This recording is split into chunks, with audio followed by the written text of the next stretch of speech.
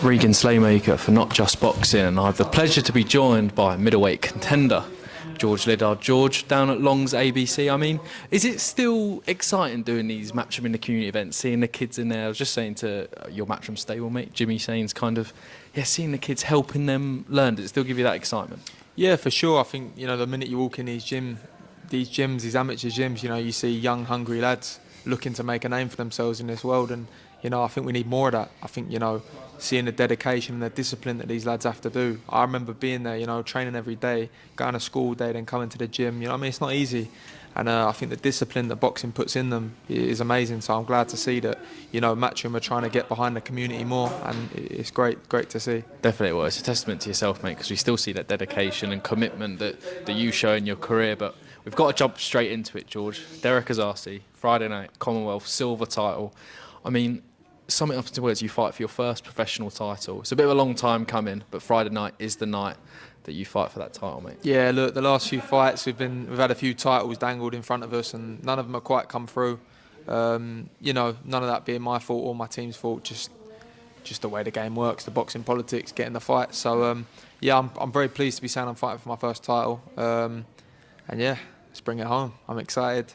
I've trained my whole life for this. And I'm ready. I've treated every fight like it's a title fight. I train the exact same for every fight, diligently. And I'm looking forward to putting on a show Friday night.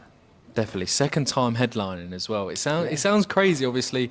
The huge boxing show in December. It was a pleasure to be a part of that and share the kind of, I didn't do any fighting, but share that moment with you, George. But second time headlining. I mean, your career, it's a sign of your career's going up and up and up, mate. No, for sure. I appreciate that. I've been working so hard, and I feel like it's starting to pay off now. We had a couple tough fights early on, fights that went the distance, fights that, brought a test. And I think they're the best thing that happened for me. I learned a lot. I grew from a boy to a man in that time.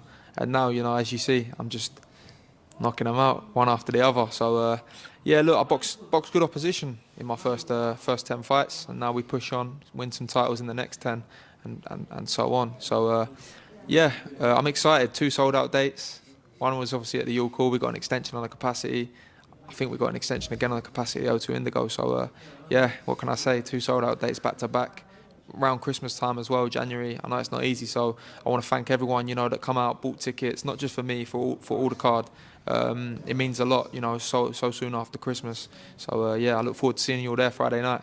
Definitely as well. Derrick Osaze, I mean, good. It's a really good test for your career. Obviously, only losses to Denzel Bentley and Tyler Denny. I mean, you've been doing loads of rounds with Denzel Bentley heading up to this fight. Has he been giving you any advice going into this one? Nah, I think Denzel knows, I'm ready for these fights now. I think he knows. We have good sparring, and Denzel's a good guy, we're good pals, so he knows the level I'm at, and he knows that, obviously, I'm ready to fight these guys, and I'm ready to put on a statement. So, I can't thank Denzel enough for the rounds, not just this camp, but the last camp.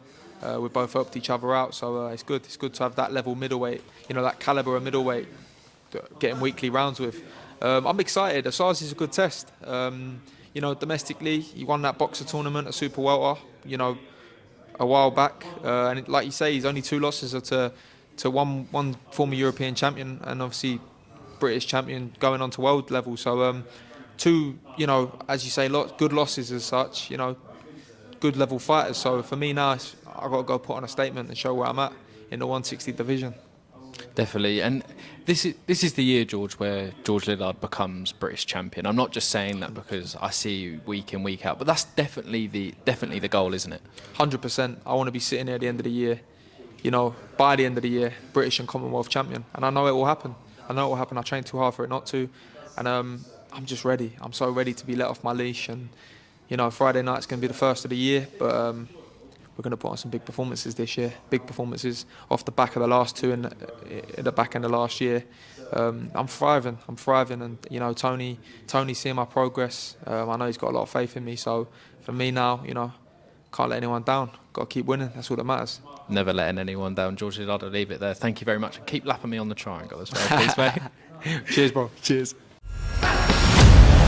go, go, go.